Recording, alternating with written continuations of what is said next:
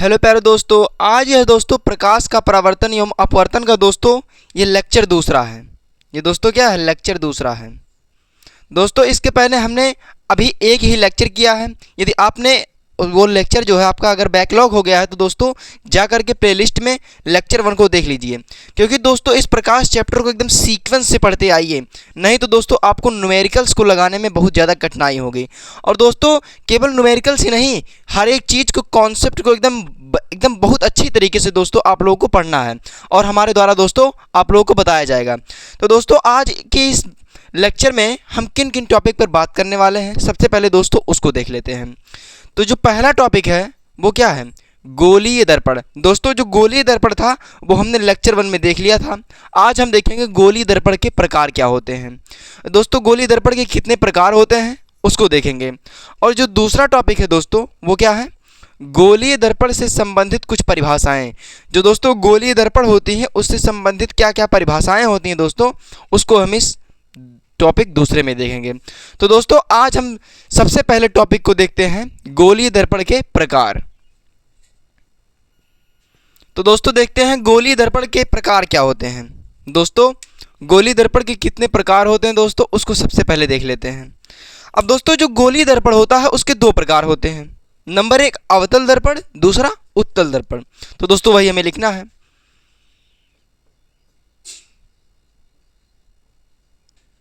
गोलीय दर्पण, गोलीय दर्पण दो प्रकार के होते हैं दोस्तों। गोलीय दर्पण दो प्रकार, गोलीय दर्पण कितने प्रकार के होते हैं, गोलीय दर्पण दो प्रकार के होते हैं। अब दोस्तों जो गोलीय दर्पण होता है वो दो प्रकार के होते हैं, लेकिन वो दो प्रकार क्या है। नंबर 1 दोस्तों क्या है, नंबर 1 क्या है, अवतल दर्पण। नंबर 1 दोस्तों क्या है, अवतल दर्पण, अवतल दर्पण। और जो दोस्तों दूसरा है, दूसरा क्या है, उत्तल दर्पण।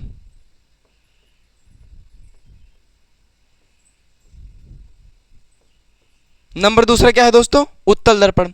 तो दोस्तों गोलीय दर्पण के कितने प्रकार होते हैं, गोलीय दर्पण के दो प्रकार होते हैं। नंबर 1 अवतल दर्पण, नंबर 2 उत्तल दर्पण। तो दोस्तों अब हम देखते हैं अवतल दर्पण किसे कहते हैं। क्या है दोस्तों, अवतल दर्पण किसे कहते हैं।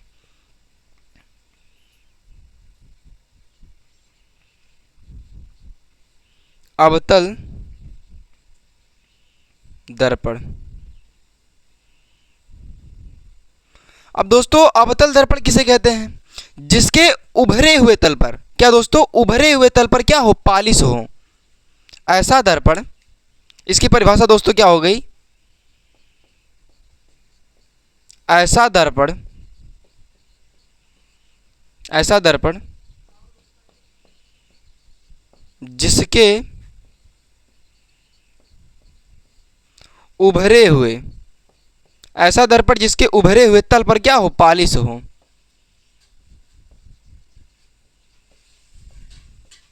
उभरे हुए तल पर क्या हो, पालिश हो। लेकिन दोस्तों क्या है,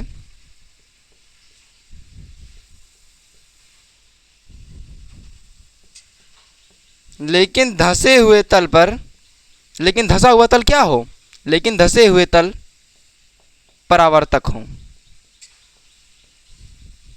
क्या हो दोस्तों, धंसा हुआ तल परावर्तक हो। तो ऐसे दर्पण को, तो ऐसे दर्पण को दोस्तों क्या कहते हैं, ऐसे दर्पण को अवतल दर्पण कहते हैं। ऐसे दर्पण को अवतल दर्पण कहते हैं। अब दोस्तों अवतल दर्पण का चित्र क्या होता है, देखिए दोस्तों, एक हम क्या ले लें, गोलीय दर्पण ले लें। ये हो गया गोलीय दर्पण। अब गोलीय दर्पण के क्या है, उभरे हुए, ये जो उभरा वाला हिस्सा है दोस्तों, इस पर क्या कर दें, पॉलिश कर दें।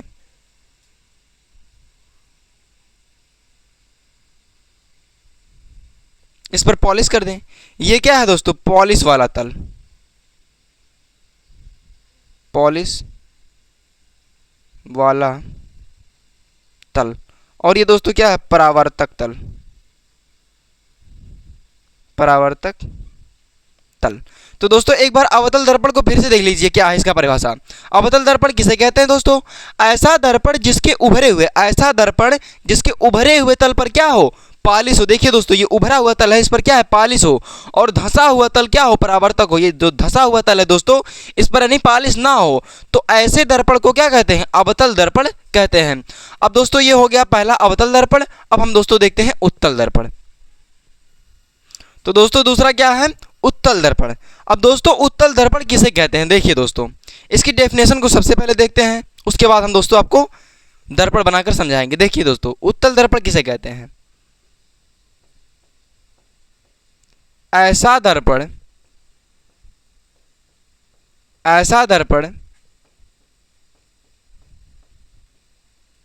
जिसके क्या हो? धंसे हुए। ऐसा दर्पण जिसके धंसे हुए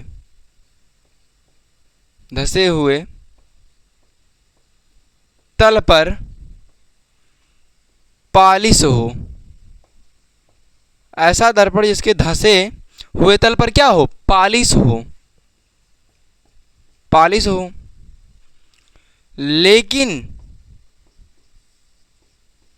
लेकिन उभरा हुआ तल। लेकिन दोस्तों क्या हो? उभरा हुआ तल क्या हो? परावर्तक हो। उभरा हुआ तल परावर्तक हो, तो ऐसा दर्पण, ये दोस्तों ता है, तो ऐसे दर्पण को दोस्तों क्या कहते हैं? उत्तल दर्पण कहते हैं। दोस्तों देखिए, अब उत्तल दर्पण कैसे दोस्तों होता है? देखिए,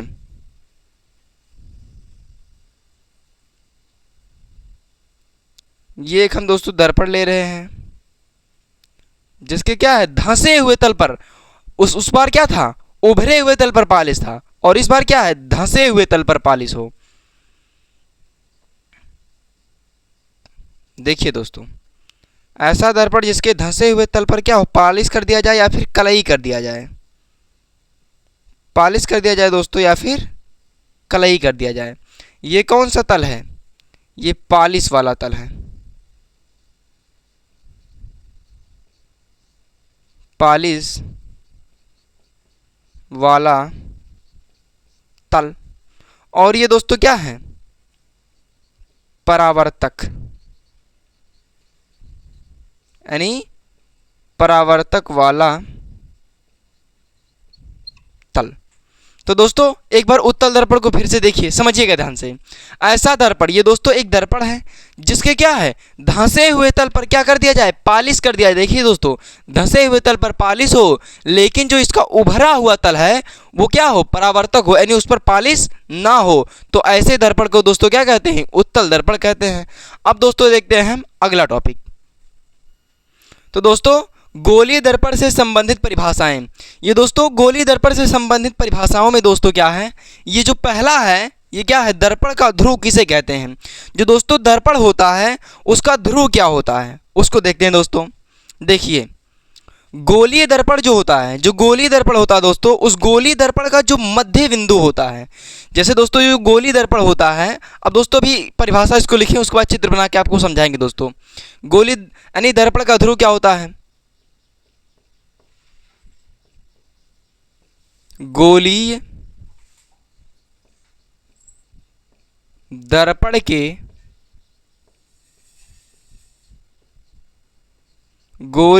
के मध्य बिंदु को, गोलीय दर्पण के मध्य बिंदु को दर्पण का ध्रुव कहते हैं। गोलीय दर्पण के मध्य बिंदु को दर्पण का क्या कहते हैं? ध्रुव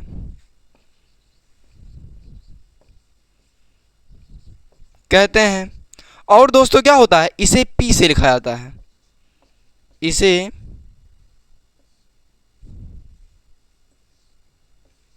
से लिखा जाता है।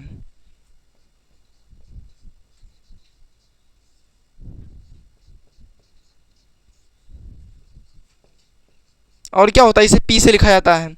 दोस्तों देखिए एक बार फिर से देख लेते हैं, दर्पण का ध्रुव क्या है। जो गोलीय दर्पण होता है, जैसे गोलीय दर्पण हम क्या ले लें, गोलीय दर्पण जैसे एक अवतल दर्पण ले लें। और दोस्तों इसके उभरे हुए तल पर जानते ही आप क्या होता है, पॉलिश।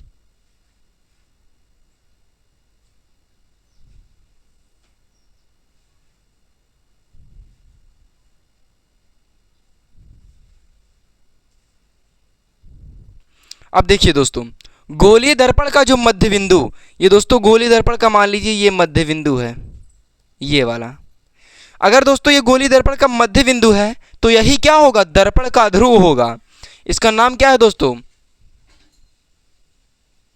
ध्रुव। ये क्या है, दर्पण का ध्रुव है। और दोस्तों इसे क्या होता है, P से डिनोट किया जाता है, यानी लिखा जाता है।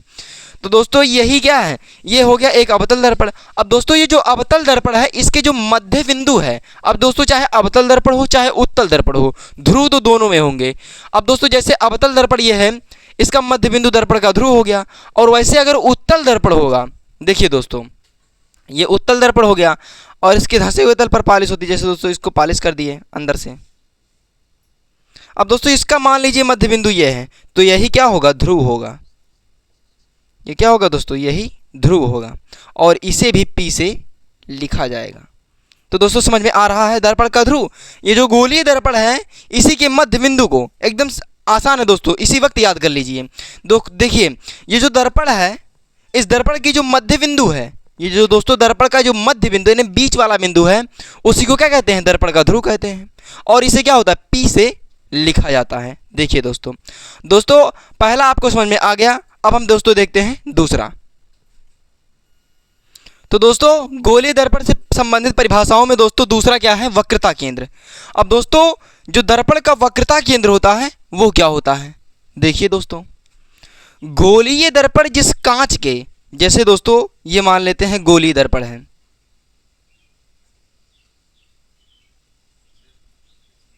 दोस्तों जैसे क्या है ये गोलीय दर्पण, ये थोड़ा टेढ़ा बन गया था दोस्तों, देखिए ये क्या है, गोलीय दर्पण।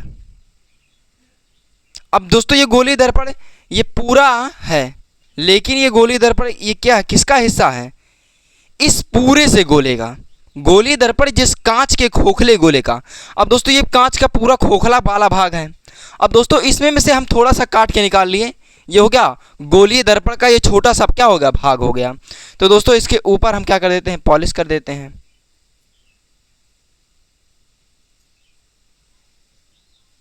अब जब दोस्तों इसका पॉलिश कर दिए तो ये क्या हो गया, क्या हो गया, ये अवतल दर्पण। लेकिन ये अवतल दर्पण जो है वो किसका भाग है, इस पूरे से गोले का भाग है।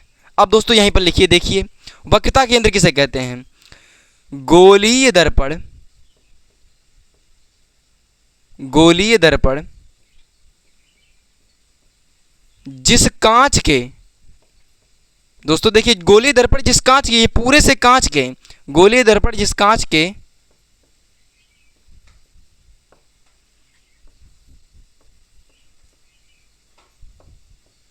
खोखले गोले का भाग होता है, खोखले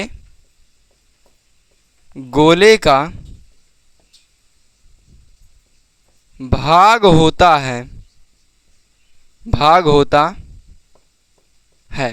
देखिए दोस्तों ये गोलीय दर्पण है, ये गोलीय दर्पण जिस कांच के खोखले गोले, ये कांच है और इस खोखले गोले का ये क्या है, छोटा सा भाग है, ये दर्पण भाग होता है। उस गोले के, उस गोले के, उस गोले के केंद्र को, उस गोले के क्या है दोस्तों, केंद्र को, उस गोले के केंद्र को दोस्तों क्या कहते हैं, वक्रता केंद्र कहते हैं, वक्रता केंद्र कहते हैं। और दोस्तों क्या होता है, इसे C से लिखा जाता है, इसे कैपिटल C से लिखा जाता है।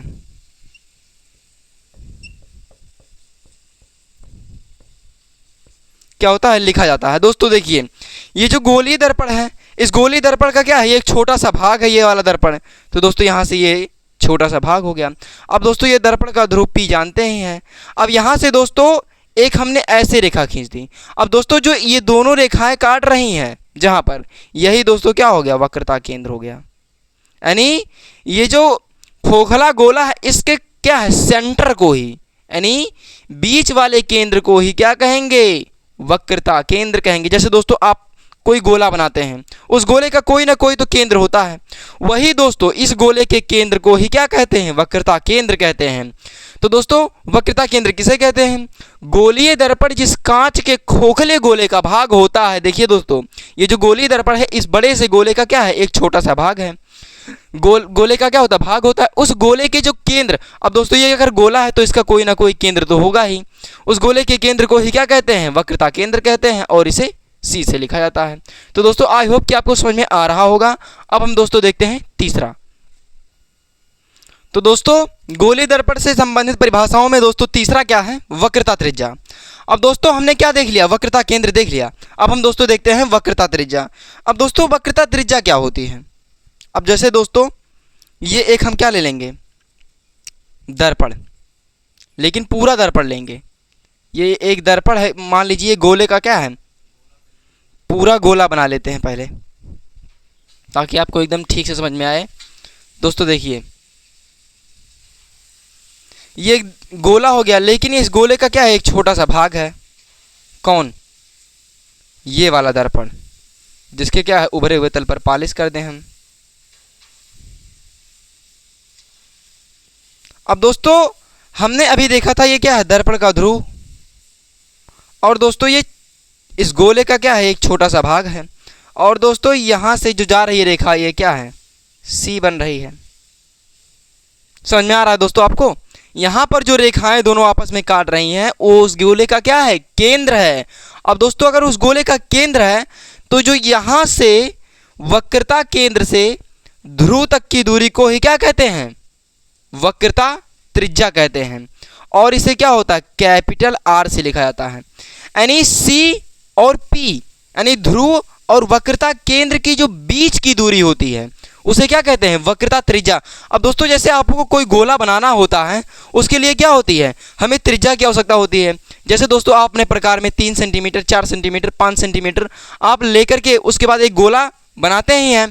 तो दोस्तों वही कंडीशन यहाँ पर भी है। क्या दोस्तों, वही है कंडीशन यहाँ पर भी है। क्या है, अब ये जो अगर गोला है तो इसका दोस्तों त्रिज्या तो होगी ही, इसलिए क्या है, वक्रता त्रिज्या। ये जो बीच का सेंटर है, और जो ये मान लीजिए इसको परिधि मान लीजिए, और यहाँ पर क्या है, ध्रुव है। अब दोस्तों इस ध्रुव और C के बीच की दूरी जितनी आ रही है, वही क्या है, वक्रता त्रिज्या है। और दोस्तों इसे क्या है, कैपिटल R से लिखा जाता है। तो वक्रता त्रिज्या की परिभाषा क्या हो गई, गोलीय दर्पण जिस कांच के खोखले गोले का भाग होता है, उस गोले की जो त्रिज्या होती है दोस्तों, अब ये गोला है तो उसकी त्रिज्या तो होगी ही, तो उस गोले की त्रिज्या को ही क्या कहते हैं, वक्रता त्रिज्या कहते हैं। देखिए दोस्तों कितना आसान है, आप लोग हमारे साथ ही साथ एकदम अगर अच्छी तरीके से देख रहे हैं तो आपको दोस्तों इसी वक्त याद हो जाएगा। वक्रता त्रिज्या क्या है, देखिए दोस्तों लिखकर, गोलीय दर्पण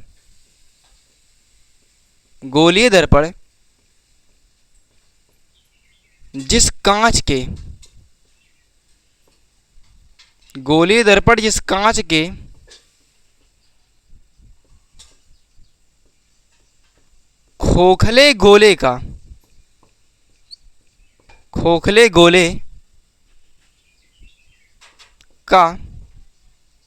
खोखले गोले का भाग होता है, उस गोले की क्या दोस्तों, उस गोले की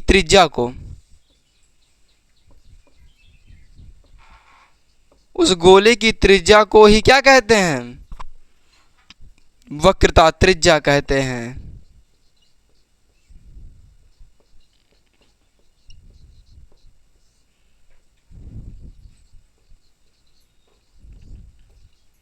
उस गोले की त्रिज्या को क्या कहते हैं दोस्तों, वक्रता त्रिज्या कहते हैं। इसे क्या होता है, कैपिटल R से लिखा जाता है।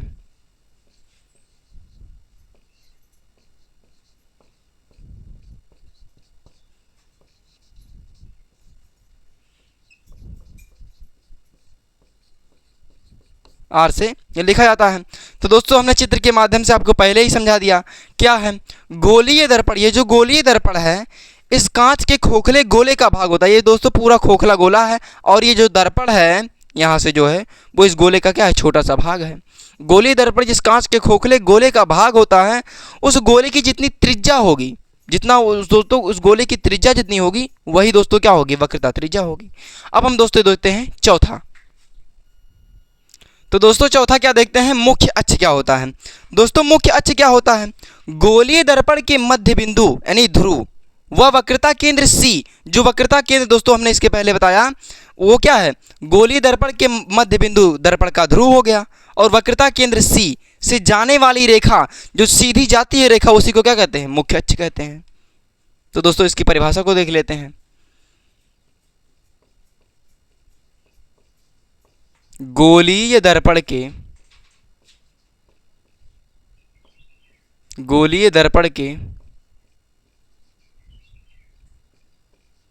ध्रुव व, अब दोस्तों ध्रुव को किससे लिखा जाता है, पी से। गोलीय दर्पण के ध्रुव व वक्रता केंद्र क्या है दोस्तों, वक्रता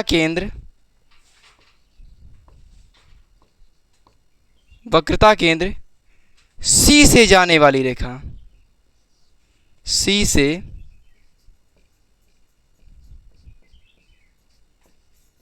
से जाने वाली रेखा,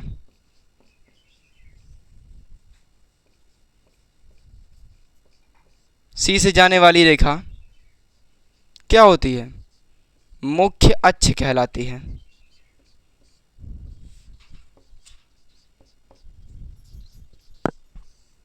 मुख्य अक्ष कहलाती है। अब दोस्तों देखिए, अब एक हम क्या ले लेंगे, दर्पण ले लेंगे।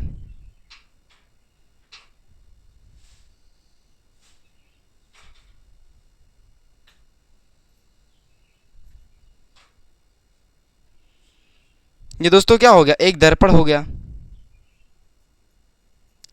अब जो दोस्तों दर्पण है ये इसके उभरे हुए तल पर पालिश कर दीजिए।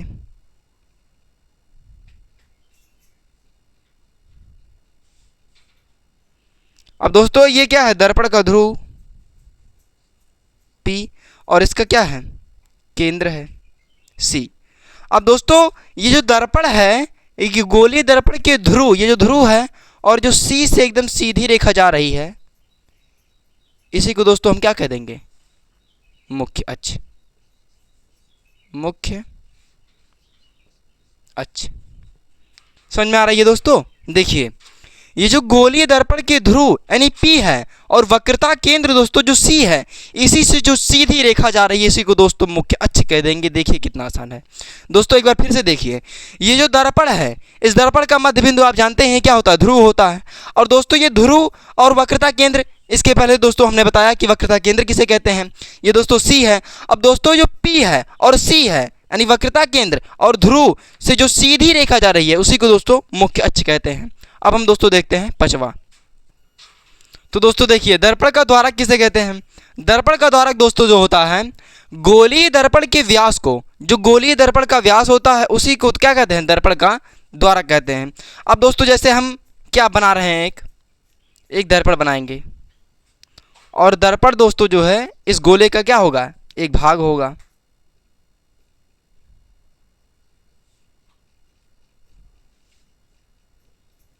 और दोस्तों इस गोले का क्या है, ये केंद्र है।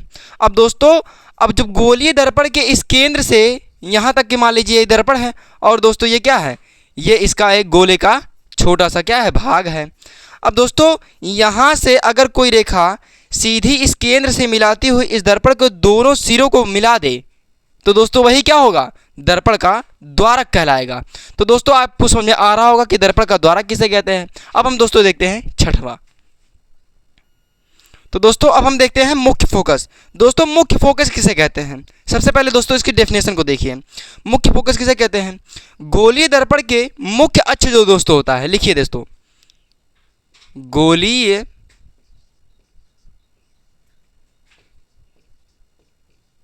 दर्पण के मुख्य अक्ष के गोलीय दर्पण के मुख्य अक्ष के समांतर समांतर आने वाली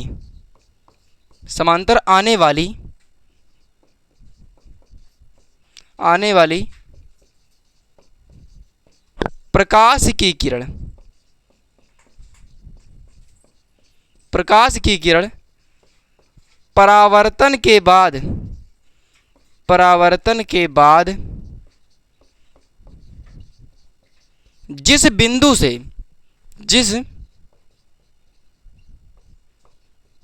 बिंदु से गुजरती है, या क्या होता दोस्तों, गुजरती हुई प्रतीत होती है। क्या होता है? प्रतीत होती है। देखिए दोस्तों, ये जो गोलीय दर्पण के मुख्य अक्ष के समांतर आने वाली प्रकाश की किरण परावर्तन के बाद जिस बिंदु से गुजरती है या गुजरती हुई प्रतीत होती है, उसी को क्या कहते हैं? मुख्य फोकस कहते हैं। उसे क्या कहते हैं? मुख्य फोकस कहते हैं।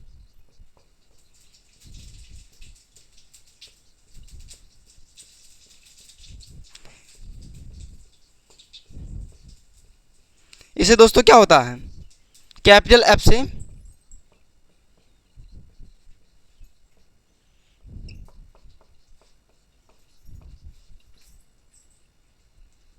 लिखा जाता है।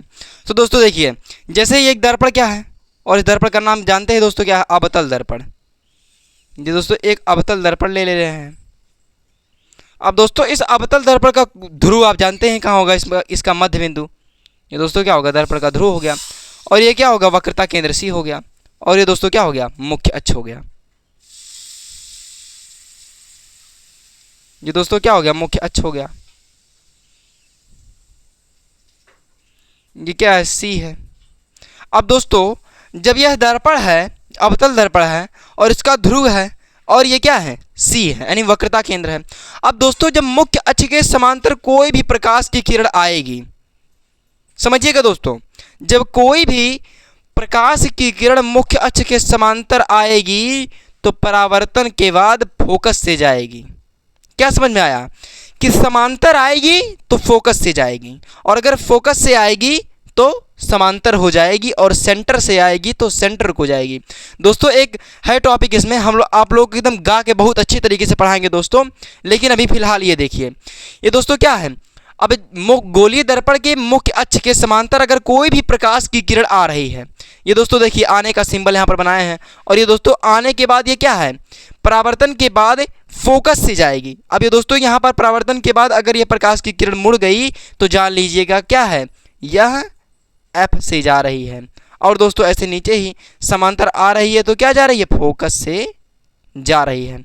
अब दोस्तों ये तो जा रही है, लेकिन यहाँ पर एक और देखिएगा, प्रकाश की किरण परावर्तन के बाद जिस बिंदु से गुजरती है या फिर गुजरती हुई प्रतीत होती है। अब दोस्तों गुजरती हुई कब प्रतीत होगी? जब यही प्रक्रिया हम उत्तल दर्पण पर अपनाएंगे। देखिए दोस्तों उत्तल दर्पण पर क्या होता है? धंसे हुए तल पर पालिश होती है।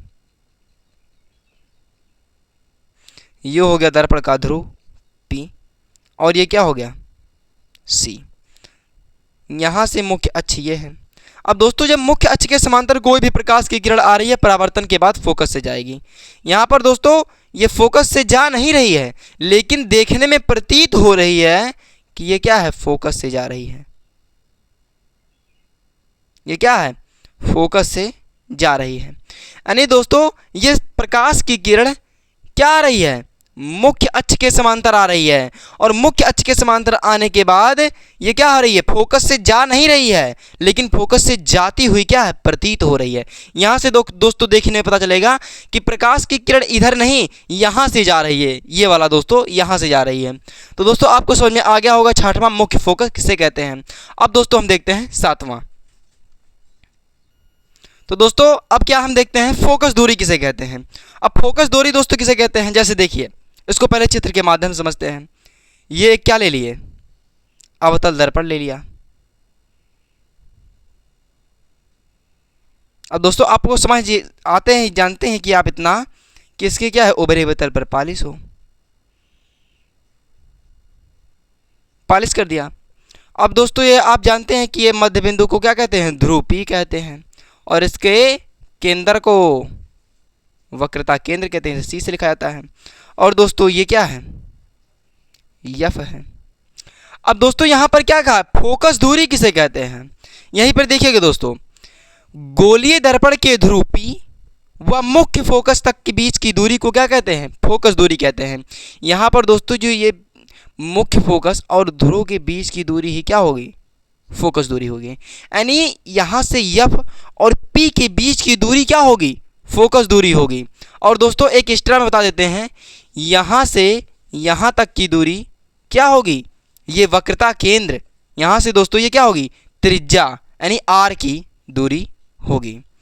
और यहाँ से बीच में जानते हैं आपकी स्मॉल f, ये दोस्तों मुख्य यानी फोकस दूरी का, ये जो f है और जो ध्रुव है यानी मुख्य फोकस और ध्रुव के बीच की दूरी ही क्या होगी, फोकस दूरी होगी। तो दोस्तों देखिए, ध्रुव P व मुख्य फोकस, ध्रुव P व मुख्य फोकस, ध्रुव P व मुख्य फोकस के बीच की दूरी को, के बीच की दूरी को फोकस दूरी कहते हैं।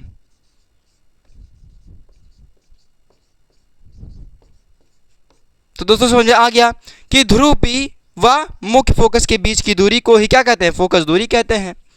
इसे स्मॉल f से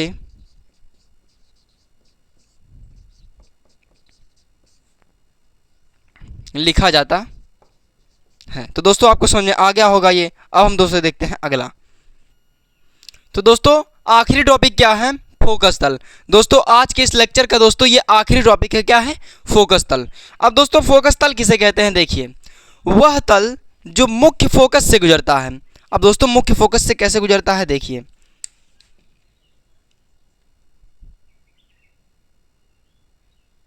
ये दोस्तों दर्पण ले लिया। अब दर्पण ये क्या है, अवतल दर्पण है, जिसके उभरे हुए तल पर क्या हो दोस्तों, पालिश हो।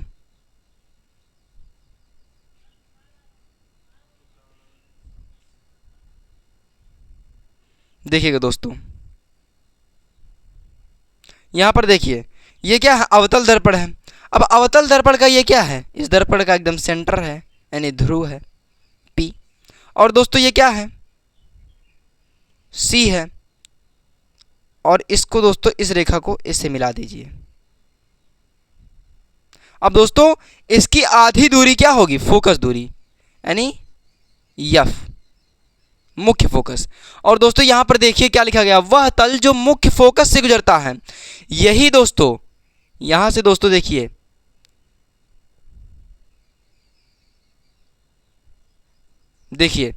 यहां से दोस्तों ये जो सीधी रेखा जा रही है इसको डॉटेड बनाइएगा दोस्तों।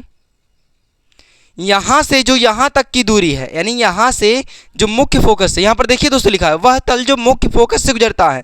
यही तल है दोस्तों जो मुख्य फोकस से गुजरता है और मुख्य अक्ष पर क्या है, लंबवत है। देखिए यहां पर, तथा मुख्य अक्ष के लंबवत होता है दर्पण का क्या कहलाता है, फोकस तल कहलाता है।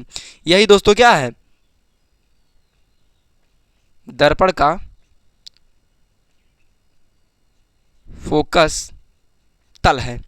तो दोस्तों आपको समझ में आ रहा है कि यह जो वह तल, जो ये तल है, यही क्या है, फोकस तल है, यानी जो मुख्य फोकस से गुजर रहा है और मुख्य अक्ष के लंबवत है। समझ में आ रहा दोस्तों, यहाँ पर देखिए मुख्य फोकस से गुजर रहा है और मुख्य अक्ष के लंबवत भी है। तो दोस्तों ये क्या है, यहाँ से यहाँ तक की जो दूरी है क्या है, फोकस तल है। तो दोस्तों आपको इतना समझ में आ रहा होगा। दोस्तों हर एक लेक्चर को आप बहुत अच्छी तरीके से देखिए, ईमानदारी से पढ़िए दोस्तों। हम आपको पूरे साल एकदम सभी चैप्टर को दोस्तों कंप्लीट करके हमारे द्वारा और मैथ वाले सर के द्वारा दिया जाएगा। दोस्तों बस आप हमें सपोर्ट कीजिए हम आप लोगों को एकदम बहुत अच्छे तरीके से सभी चीज़ों को तैयार करके देंगे। दोस्तों आप जाकर के टेलीग्राम पर नोट्स बना लीजिए। जो दोस्तों नोट्स नहीं जानते हैं दोस्तों, वो जो इसके पहले क्या है केमिस्ट्री पढ़ाया गया था ना दोस्तों, दूसरा चैप्टर अम्ल क्षारीय अम्ल लवण, दोस्तों उस जाकर के नोट्स को एकदम प्रॉपर तरीके से बनाइए। दोस्तों इस चैप्टर का नोट्स दिया जाएगा, लेकिन दोस्तों क्या है चैप्टर कंप्लीट होने के बाद। तो दोस्तों इतना ही, आज के लिए इतना ही। अगर वीडियो अच्छा लगा हो तो लाइक, सब्सक्राइब, कमेंट जरूर कीजिए। Thank you.